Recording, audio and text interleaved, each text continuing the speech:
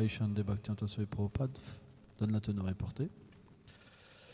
Sans troubler l'extase causée par sa mère par l'affection, Krishna ouvrit la bouche et montra ses perfections naturelles. On peut présenter à quelqu'un une nourriture variée, plus d'une centaine de plats, mais si cette personne aime le simple sac, donc c'est d'une préparation aux épinards, c'est ce qu'elle préférera manger.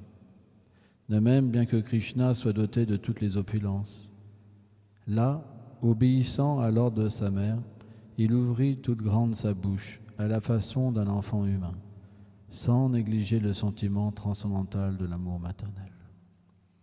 Om Agyanati Timilandasya Gyanam Jalam Shalakaya Shakshulomeditam Jena Tasme Shigulave Namam Vishnu Padaya Golanga Plestaya Lupini Shibhakti Vibudaya Bebenete Namin Namam Vishnu Padaya Gola Prestaya Bhutale Shrimad Bhakti Pramodaya Puri Goswami Namin Namam Vishnu Padaya Krishna Prestaya Bhutale Shrimate Bhakti Vedanta Swami Namin Namam Vishnu Padaya Krishna Prestaya Bhutale Shrimate Bhakti Plagan Keshava Goswami Namin Namam Vishnu Padaya Krishna Prestaya Bhutale Shrimate Bhakti Dahita Madhava Goswami Namin Namam Vishnu Padaya Krishna Prestaya Bhutale Shrimate Bhakti Rashaka Shiladev Goswami Namin Namam Vishnu Padaya Krishna Prestaya Bhutale Shrimate Bhakti Siddhanta Saraswati Namin Shival Shabana Videi Vidayitaya Klipabdaye Krishna Sambandha Vigyana Daine Prabhave Namaha Majujvala Premadya Shilupanuga Bhaktidam Shigula Karuna Shakti Vigrahaya Namostute Namaste Go Lavanishi Multayedi Natalini Lupanuga Viluda Pasidanta Vantahari Vanshakal Pataro Byacha Klipa Sindhu Byaevacha Patitanam Pavanebhyo Vaishnavebhyo Namo Namaha.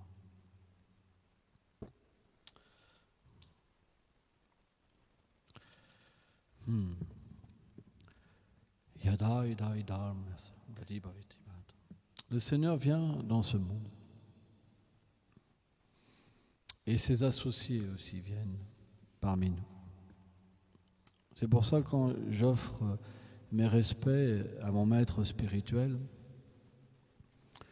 j'offre naturellement les respects aux autres Vaishnavas. Parce qu'ils sont tous interconnectés. Dans la terre de Vrindavan, il existe l'harmonie. Dans le royaume de Dieu, il n'y a pas l'existence de l'énergie matérielle. L'énergie matérielle, ça veut dire duplicité. Dans une de ses classes, Srila Bhakti-Vibhuda Goswami Maharaj expliquait que dans le monde matériel, ce qu'une personne pense et ce qu'une personne dit sont souvent deux choses différentes. C'est ce qu'on appelle l'hypocrisie. Or, il expliquait, et j'ai trouvé ça fameux, que quelqu'un qui dit ce qu'il pense, c'est qu'il est libéré de l'hypocrisie. Par exemple, dans ce monde, les gens travaillent avec d'autres personnes, mais parce que chacun cherche le respect pour le corps, alors les gens se vexent. Les gens veulent se détestent en fait, s'attaquent aux tribunaux. Mais c'est juste parce que c'est une mauvaise compréhension de l'existence. Pourquoi le Seigneur suprême dans la Bhagavad Gita nous enseigne Nadjati Medivat Kalachin, par exemple? Le fait que l'âme est éternelle, non née, elle n'a jamais pris naissance. Elle ne mourra jamais. Elle n'est pas sujet au temps. C'est pour nous faire comprendre qu'on n'a rien à voir avec cette situation. Mais par notre désir d'indépendance, Kamaesha, Kudaesha, la Jagunas, Mudbhava, on vient dans ce monde matériel et notre nature de l'harmonie, d'être situé avec Dieu et d'aimer les êtres vivants, devient altérée. Au lieu de devenir un serviteur, on veut être un maître. Et c'est pour ça qu'on prend mal les choses. C'est pour ça que les gens se battent. Même pour une branche qui dépasse chez le voisin, vous pouvez avoir un procès. Or, dans une telle circonstance, c'est extrêmement difficile de développer l'amour. C'est pourquoi nous avons besoin que le Seigneur vienne nous aider. Nous avons besoin de ces dévots. Car cette propension à aimer, elle est recouverte par ce qu'on appelle des anarthas, des choses qui sont indésirables. Notre amour ne peut pas s'exprimer dans l'environnement qu'on a conçu. Parce que l'environnement qu'on a reçu, elle vient due à nos vies passées, à nos actions passées, à nos désirs.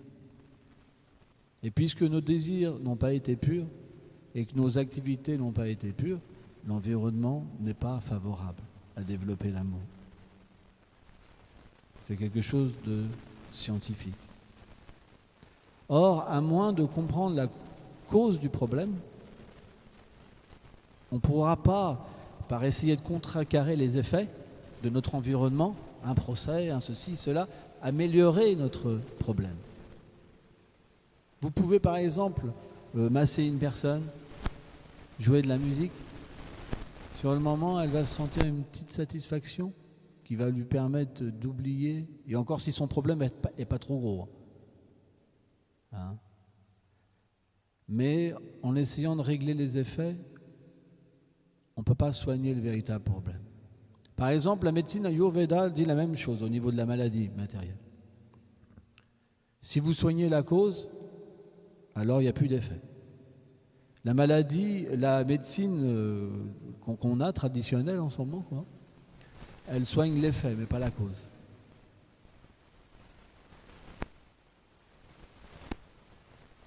Donc, on a besoin de ce Seigneur suprême pour trouver le bonheur.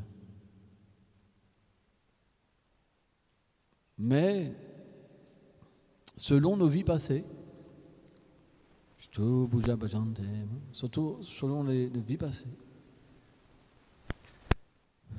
on a des conceptions différentes de l'approche de Dieu. Selon nos vies passées, on a tous des consciences différentes. Krishna tous l'approchent, directement ou indirectement, parce que tout émane de lui. Tout le monde est en rapport avec le Seigneur suprême. Simplement, il est caché ou il demeure visible.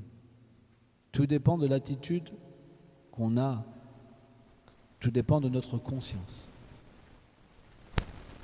Si on désire être avec lui, alors il peut venir à nous.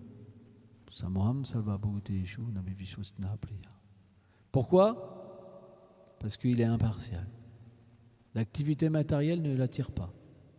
Notre illusion ne l'attire pas parce qu'on est l'âme.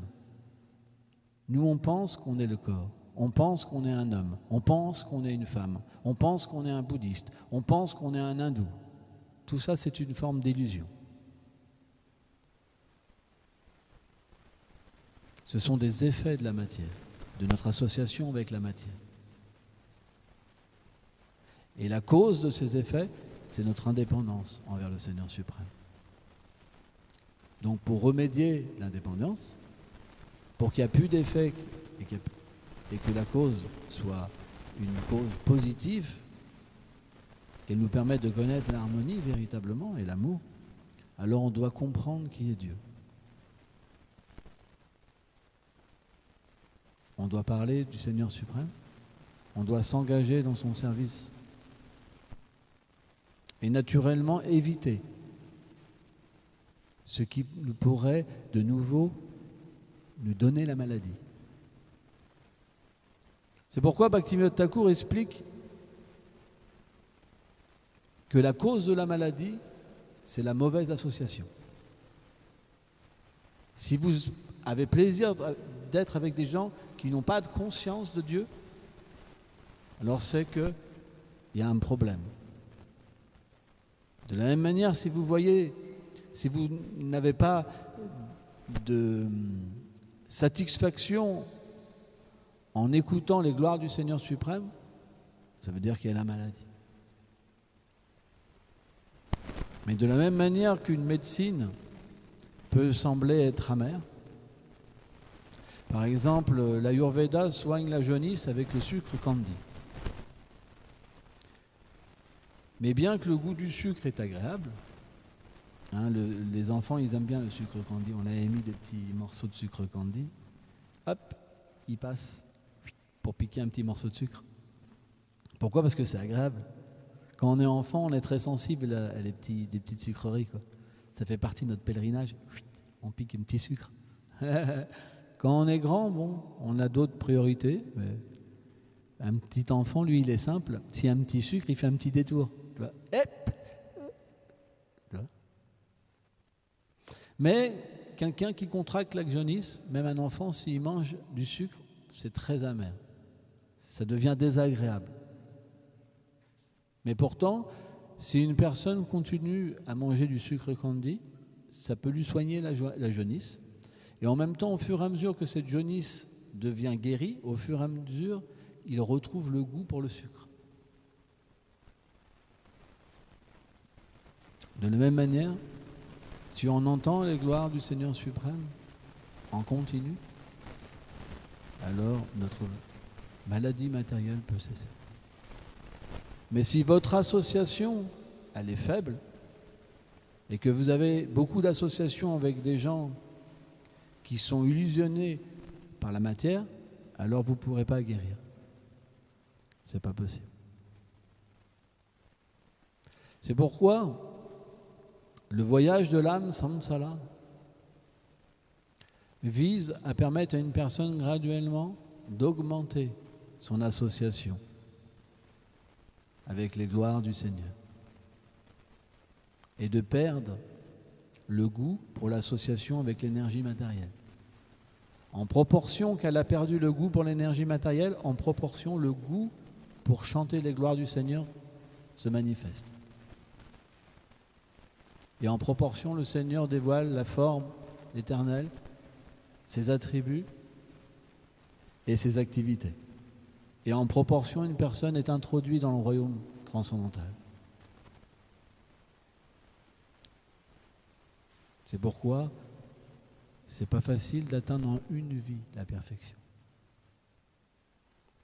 Parce que les gens ont une tendance à préférer s'associer avec l'énergie matérielle que l'énergie spirituelle. Et c'est une réalité. Ils trouvent un goût dedans. Bien que les êtres sont complètement dans l'ignorance, ils s'identifient à des choses qui n'ont rien à voir avec leur réalité éternelle. Celui qui est illusionné par la matière, il va penser qu'il y a quelque chose en empirique, c'est merveilleux, que c'est des personnes merveilleuses, c'est extraordinaire. L'illusion ne peut pas être extraordinaire. C'est pas possible. Et c'est le pouvoir de l'énergie matérielle. Elle est tellement subtile et merveilleuse qu'elle fera que l'être vivant trouvera une perfection là où il n'y a aucune perfection. C'est pourquoi ça prend du temps. Krishna il dit Baunam jamam tegam papadante. Vasudevam ça dit Samartma sudulaba. C'est très rare une personne qui peut voir la réalité. Très très rare. Et tout ça pourquoi ? Parce qu'on veut l'indépendance. On veut être Dieu. On veut faire ce qu'on veut. Le Seigneur nous dit qu'est-ce qu'il faut faire, mais on ne le fait pas. Parce qu'on veut faire notre micmac. On veut nous-mêmes faire notre propre religion. Le Seigneur est si propre, il est un parenté. Mais il ne peut pas se révéler de cette manière-là. Parce que vous avez créé quelque chose à partir d'un cœur qui n'est pas pur. Vous n'êtes pas parfait. Pour devenir parfait, il faut vous relier à quelque chose qui est parfait. Or, le Seigneur est parfait, il est tout-puissant, donc il peut se manifester. Parce qu'il en a le pouvoir. Alors bien sûr, les êtres qui ont une mauvaise foi, ils vont dire mais pourtant, s'il est absolu, il peut venir. Alors pourquoi on ne suit pas ? Parce qu'on veut rester dans cet univers matériel. On pourrait tout abandonner, toute l'illusion, mais on ne peut pas. Parce qu'on est attaché à l'illusion. Pourtant, tout va disparaître au moment de la mort. Tout nous sera enlevé, mais on ne peut pas faire autrement. C'est le pouvoir de l'énergie matérielle. À moins de s'abandonner au Seigneur suprême, c'est impossible. Mais les gens préfèrent courir, souffrir, que de s'abandonner et être heureux. C'est dingue, mais c'est une réalité. Moi, quand j'entends les gens me révéler leurs souffrances, vous croyez que ça me fait plaisir? Quand je leur explique depuis 10 ans ou 15 ans qu'est-ce qu'il faut faire, et qu'à chaque fois ils reviennent me voir, et qu'ils n'ont toujours pas même accepté, même un dixième, vous croyez que ça me fait plaisir? Ça me brise le cœur. Ça me brise vraiment le cœur. Mais pourtant, je ne peux rien faire. C'est comme l'énergie matérielle est tellement puissante.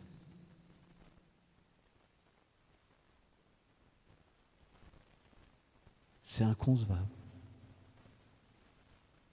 C'est pour ça que Krishna il dit Samatma Sudhu là-bas. C'est tellement rare. Quel est le processus de l'abandon? C'est pas compliqué. C'est pas aller dans les Himalayas, se mettre sur le gros pouce, mettre les mains en l'air, faire la position de l'arbre par exemple, plus respirer, plus manger. C'est simplement devenir un serviteur du serviteur. Mais c'est tellement dur quand on cherche le respect.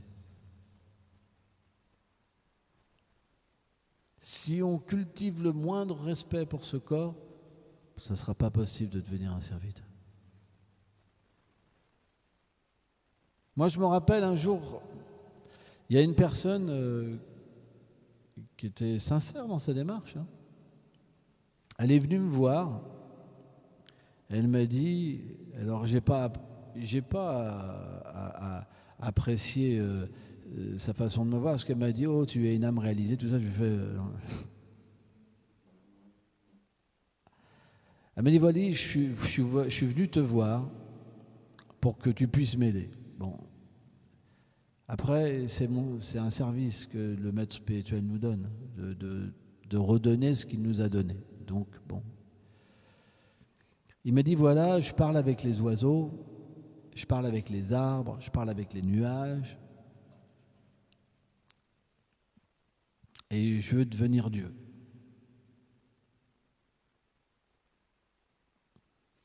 Et là, je lui ai dit, je peux t'enseigner si tu veux, mais mon enseignement, il est un petit peu différent. Ce que j'ai reçu de mes maîtres spirituels, c'est un petit peu différent.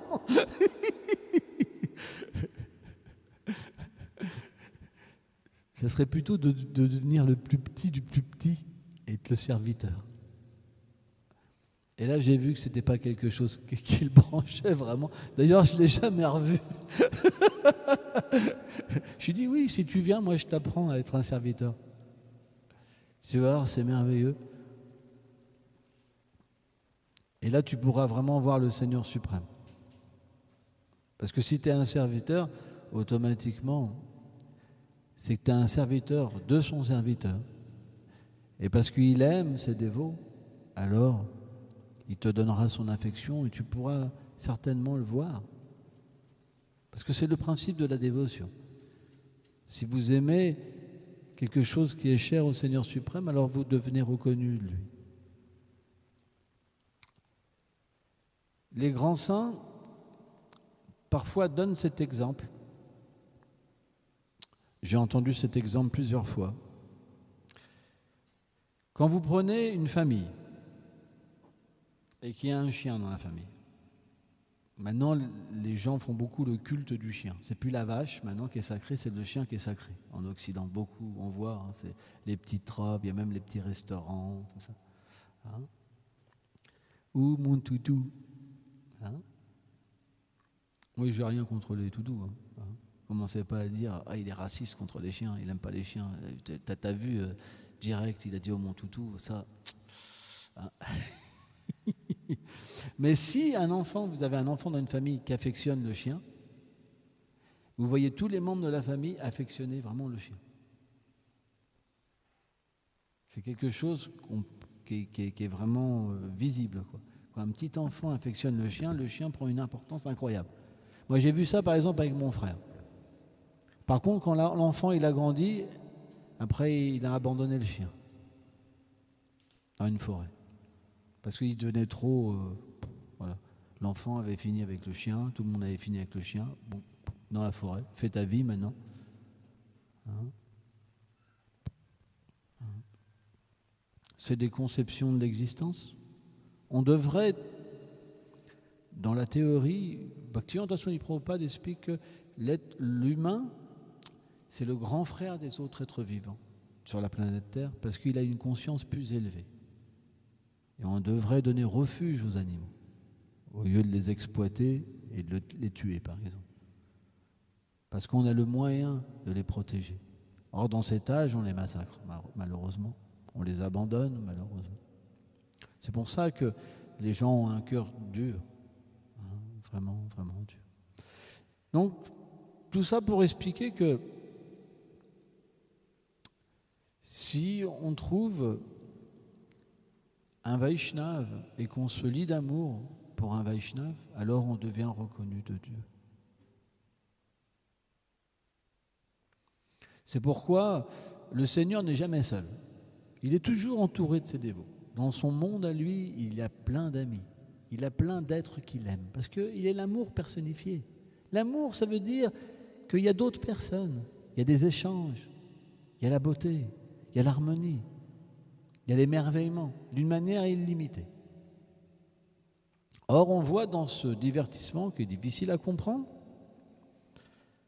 un jour Krishna, alors quand Krishna vient dans ce monde, c'est très difficile à comprendre, même pour les demi-dieux, pour tous les gens, parce que l'amour est pleinement manifesté en Dieu quand il enlève l'apparence de ses opulences, Aishvarya, et qu'il manifeste sa plénitude de sa douceur.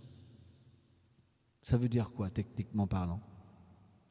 Ça veut dire que ce Seigneur devient si doux que les gens oublient même qu'il est le Seigneur suprême.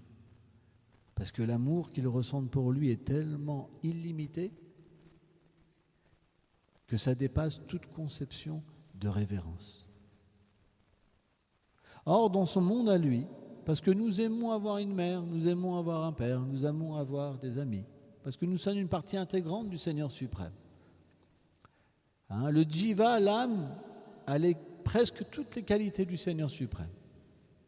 C'est pour ça qu'on dit on est fait à l'image de Dieu. La Bible dit ça. Or, dans son monde à lui, sa mère s'appelle Yashoda, celle qui amène la bonne augure dans toutes les directions. Et un jour, il a un frère aussi qu'on appelle Balaram, qui est une expansion de lui. Et un jour, son frère a été voir sa mère pour lui dire que Krishna avait mangé de la terre. Alors, bien sûr, si on parle de ça et qu'on n'a pas de dévotion encore manifestée dans le cœur de rasa, qu'un enfant mange de la terre, bon, ok, on a déjà vu ça. Qu'une mère dise à un enfant d'ouvrir la bouche, on a déjà vu ça. Mais la seule différence, c'est que quand Mère Yashoda, elle a demandé à Krishna d'ouvrir sa bouche, elle a vu tous les univers dans la bouche, toutes les planètes, tous les demi-dieux. Elle a pu avoir une vision du cosmos entier, de toute la création, de toutes les merveilles, dans la bouche de son enfant. C'est ça la différence, que nous, quand on ouvre la bouche, ça sent un peu mauvais. Hein, sauf si on met un peu de menthol avant. Il y a des tricheurs dans ce monde. Moi, je connaissais des gens, par exemple, quand ils allaient à un rendez-vous. Mais lui, Krishna, quand il ouvre la bouche, ça sent merveilleusement bon. Tout est merveilleux en lui. au point que quand il ouvre, vous pouvez voir toute la création en lui. Et qu'est-ce qu'a fait Mère Yashoda? Il y a une énergie qu'on appelle Yogamaya. L'énergie matérielle, on l'appelle Mahamaya. Elle recouvre les êtres vivants parce que les gens veulent être indépendants du Seigneur suprême. Or l'âme, elle ne peut pas, dans sa nature primordiale, être autre chose qu'un serviteur du Seigneur suprême. Elle est spirituelle, elle n'a rien de matériel. C'est pas possible. Mais pour combler le désir de l'âme, d'avoir une expérience loin du Seigneur suprême, alors il existe l'énergie d'ignorance, avidya shakti. Et cette ignorance recouvre l'être vivant, avec différentes couches. Corps subtil, corps grossier, les trois modes de la nature matérielle, ignorance, passion, vertu. Kala, le temps, différentes couches, différentes,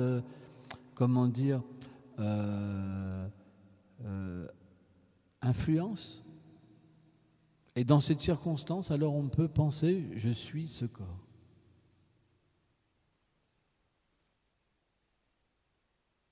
Je suis et ça m'appartient. La conception de l'attachement. On parlait tout à l'heure de la folie. Pourquoi un être vivant ne pouvait pas abandonner cette vie? Bien que tout va disparaître, ce n'est pas possible. Mais il existe cette même énergie quand elle est située dans sa réalité ultime, dans le monde transcendantal. Elle permet que les êtres puissent avoir une relation avec Dieu. Parce que Dieu est illimité, il n'a besoin de rien. S'il manifestait toutes ses opulences, toutes ses puissances, l'être vivant pourrait simplement juste trembler.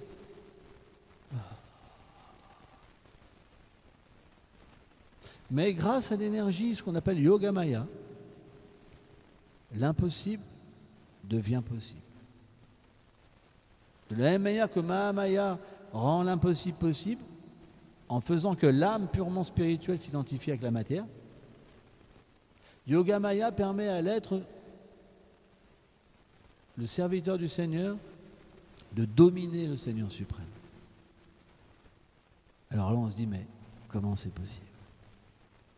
Le Seigneur ne peut jamais être dominé, parce qu'il contrôle tout. Tout existe par lui et pour lui. Bhaktivedanta Narayana Goswami Maharaj donne cet exemple, qui est pour nous très révélateur. Personne dans ce monde matériel aime être dominé. Moi, je me rappelle, par exemple, ma mère, c'était une vraie mère poule. Elle était toujours derrière nous. Mais vous savez ce qu'on disait? Ah, quel pot de colle! Il y en a marre. On ne peut jamais être libre. Plus elle essayait de nous choyer, plus ça nous... Ah, on n'en pouvait plus, quoi. Parce que l'affection dans ce monde étouffe. Mais dans le monde transcendantal, puisque le monde matériel est la perversion du monde spirituel, dans le monde transcendantal, être dominé, être contrôlé, ça donne tellement de satisfaction que le Seigneur lui-même veut être dominé par l'amour. L'amour est tellement beau que le Seigneur lui-même veut être dominé par l'amour. C'est pourquoi quand sa mère Yashoda lui dit « Ouvre la bouche », le Seigneur s'exécute par amour.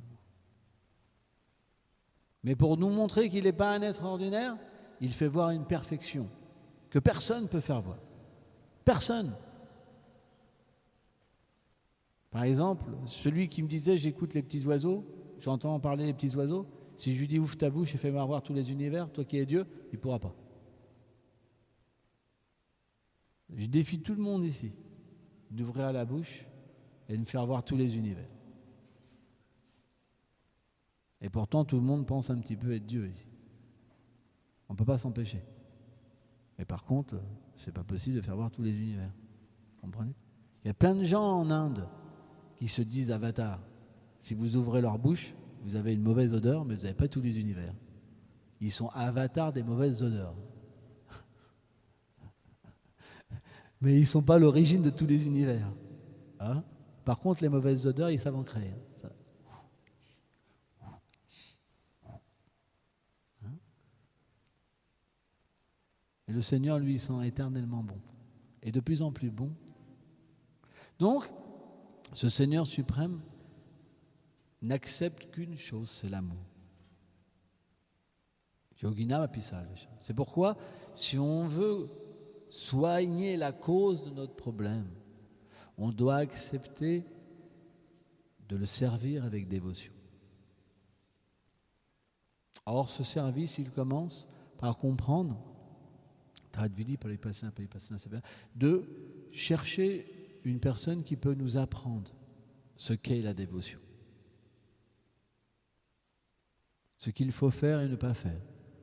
Comment prendre refuge dans le Seigneur suprême. Comment dépendre de lui. Comment s'abandonner. Comment développer l'humilité. Ce qui sont les 6 symptômes de l'abandon. C'est une science. La dévotion est une science. L'amour est une science. De la même manière qu'on peut apprendre un métier, de la même manière, on peut apprendre sur la dévotion. La seule différence, c'est que cette dévotion, elle existe déjà en nous. Elle est simplement recouverte. Cette tendance à aimer le Seigneur suprême est simplement recouverte. Si on entend les gloires du Seigneur et si on les chante, si on les entend d'une personne autorisée et si on les chante d'une manière autorisée, alors cette propension à vivre au niveau de l'âme et être relié par la dévotion au Seigneur suprême est la chose la plus facile. Alors pourquoi c'est si difficile? C'est simplement parce qu'on veut rester indépendant. C'est juste ça notre problème. Il n'y a que ce problème-là. Le jour où on ne veut pas être indépendant, le jour où on a fini avec notre indépendance, on s'abandonne et on devient un pur dévot. Bhaunam Jamante. Ça peut prendre des millions de naissances, rien que pour ça. Mais c'est tellement simple. Mais la première chose que les gens vont vous dire, ils ont toujours un joker. Mais moi, je ne suis pas un pur dévot, tu comprends? Tout le monde dit ça. Moi, je ne suis pas un pur dévot, tu sais, voilà, moi j'ai encore des désirs. On dirait qu'ils sont fiers d'être comme ça. Voilà, Krishna, il peut, voilà, c'est nous de désirer. Le Seigneur n'est pas un dictateur. Il ne nous forcera pas. Si on désire rester dans ce monde, il fera des arrangements pour qu'on puisse progresser. Si on a mal utilisé notre argent, on deviendra pauvre. Dans la pauvreté, on apprendra mieux à prier, mieux à se rapprocher de lui, etc., etc. Mais tout sera bénéfice, parce que le moindre pas, le Seigneur toujours nous accompagnera et fera en sorte graduellement de dévier notre indépendance. Mais il faut que ça vienne de nous. C'est ce que les Védas nous expliquent. Le Seigneur ne force jamais personne. Il y a la liberté. Personne ne veut être esclave. C'est nous le problème. Nous avons reçu tout. On nous a tout donné. Tout. Et pourtant, on n'en profite pas. Tout est là. Tout est donné. Minutieusement. Avec miséricorde. Mais on n'en prend pas parti. On ne peut pas. On sait même, on peut pas. On peut pas, on n'y arrive pas, on peut pas. On n'a pas le temps, on n'a jamais le temps. La mort va arriver, pouf, et on reprendra une naissance. Parce qu'on est éternel.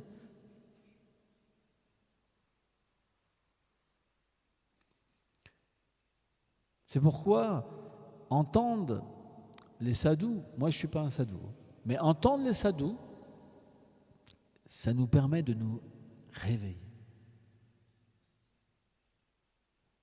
Je me rappelle, j'avais entendu un Vaishnava expliquer ça. que quand on dort, si vous faites des gestes, ça ne réveillera pas la personne. Mais si vous dites « Oh, réveille-toi !» Là, il y en a qui commencent à dormir d'ailleurs, j'ai vu. C'est l'heure, il faut aller au Mangol-Arty. Par exemple, souvent je vais voir Baladji. Maintenant, j'ai plus besoin, il se lève. Hein? Alors je faisais une petite voix douce. Baladji. Hein? Parce que j'ai vu déjà quand il ouvre les yeux, il allait me détruire. Alors si j'avais dit une voix un peu dure, c'est pour ça quand j'ouvrais la porte, Baladji, il est l'heure. Il ouvre les yeux. Il paraît gentil comme ça, mais au réveil, c'est un petit peu différent. Il faut que la machine se mette en route. Et une fois que la machine s'est mise en route, c'est parti. Mais le réveil, hein, c'est Baladji. C'est une raison pourquoi je le réveillais si doucement. Hein. Mais parfois, il faut aider les personnes à s'éveiller. C'est pourquoi, des fois, quand on entend les sadhus parler, ça nous paraît amer. Parce que ça ne va pas dans notre sens de notre vie. Parfois, on se sent même attaqué. J'ai vu dans ma vie, moi, beaucoup de dévots se sentir attaqués, jugés. Mais en fait, compte, c'est juste les Écritures. Vous lisez le Bhagavatam, c'est pour ça qu'ils n'arrivent pas à lire le Bhagavatam. Ils étudient jamais. Parce qu'en fait, dès qu'ils étudient, ils sentent qu'ils sont jugés. Mais en fait, ce n'est pas un jugement, c'est une aide. Moi, je me rappelle, quand j'étais jeune, par exemple, je prenais de la drogue. Et ma mère, elle me disait que la drogue, c'était pas bon. Et qu'est-ce que je faisais? Je n'étais pas content que ma mère. Je pensais qu'elle ne comprenait pas mon besoin.